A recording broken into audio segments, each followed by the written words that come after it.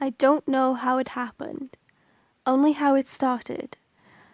I thought it was my overactive imagination, but then things escalated. I know for sure that I'm being haunted, and it's driving me off the edge. I'm overdrawing this. I'll just tell you the story. My friend has schizophrenia, not personalities. That's called dissociative identity disorder. Schizophrenia deals more with things like auditory and visual hallucinations.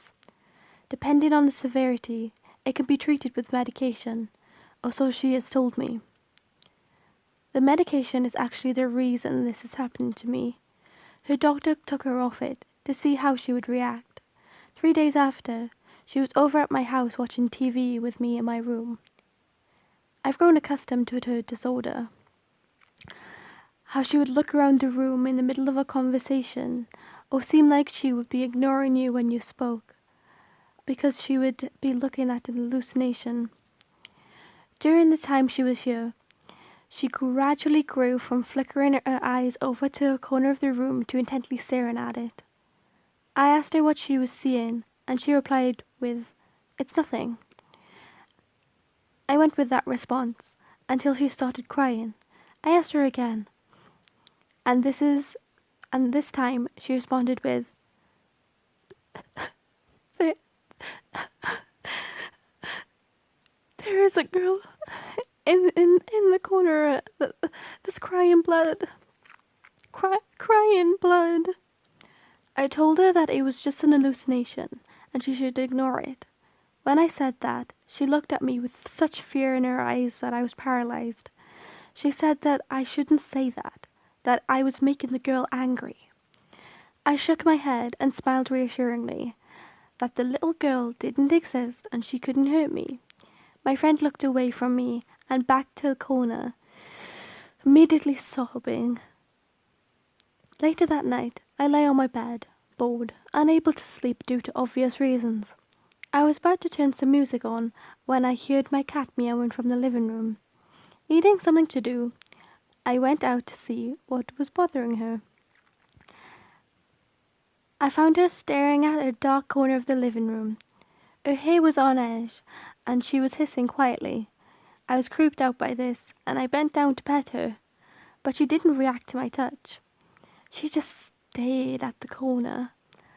I started back for my room, and then she let out an ear-splitting shriek, the kind when a cat's tail is stepped on, or if one is surprised. I immediately turned around, my heart pounding to see. Nothing. She was gone. What bothered me was that she could have run into the kitchen, and I didn't hear her hitting the hard wood. And I looked around the living room, and the furniture, and then the kitchen. She was gone.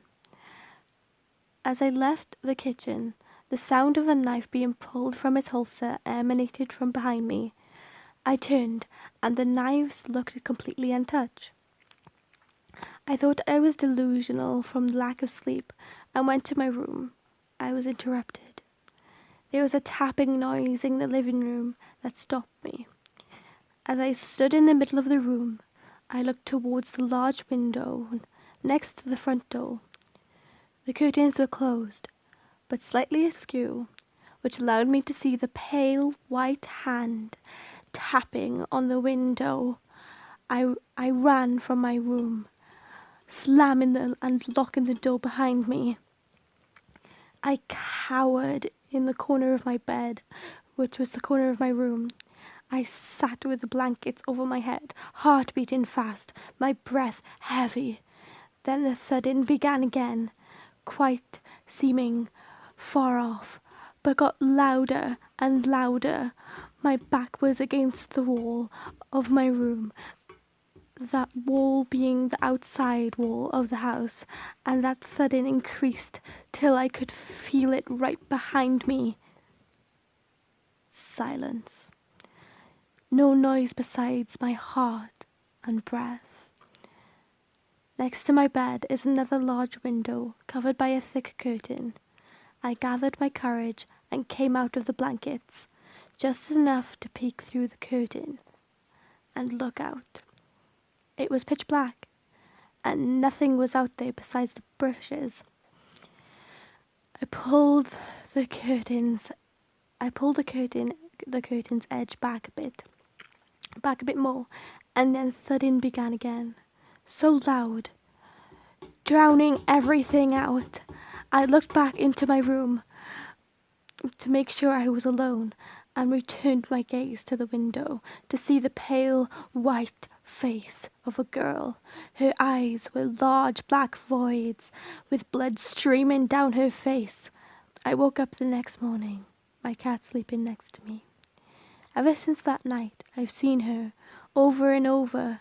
She hunts me. Every night, every dark space I see her, and I know she's real because she killed my friend, the one with schizophrenia.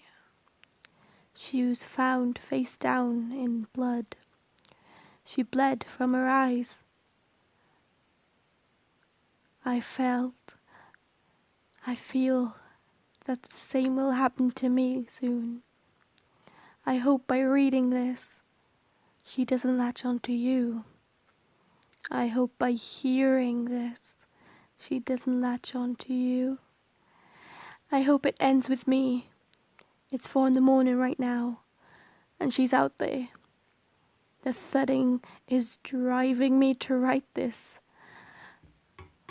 The thudding never stops, and neither does she.